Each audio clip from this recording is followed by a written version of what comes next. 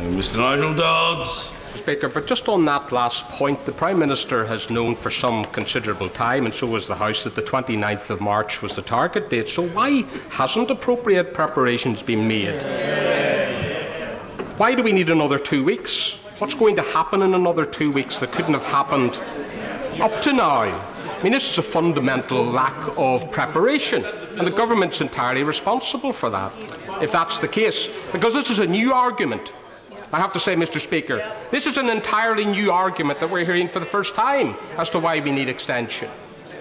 But could I ask the Prime Minister, further to the question that the former Secretary of State for Northern Ireland raised, someone with great experience, having served, I think, 4 years in Northern Ireland, who raises the point that Leo Varadkar has made it clear that in terms of a no deal, that he is very confident there will be no border checks. Michel Barnier has said the same. Angela Merkel has said the same. She shakes her head, but that's what he said. That's what he said. So the reality is, Mr. Speaker, that this backstop problem, which has been elevated, one has to ask, and I'd like the Prime Minister's views on this, why is it that the EU insists on this when, in the case of a no deal, it doesn't need to have any checks? And why is it that the Prime Minister ever agreed to this backstop in the first place, which is the thing that bedevils her agreement?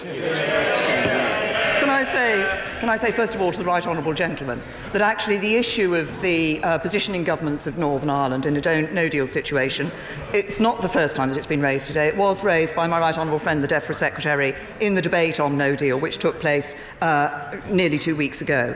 In relation to the question of the border checks in Northern Ireland, I would simply say to the Right Honourable Gentleman, a number of statements are made and have been made from individuals about the situation in relation to the border in Northern Ireland.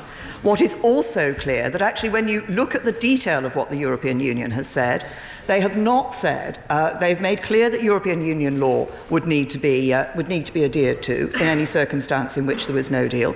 We ourselves have said, and the Right Honourable Gentleman is aware of this, that we would ensure that we were moving towards a period of time, for a temporary period, because of the legal situation it could only be for a temporary period, of having minimal checks with exceptions.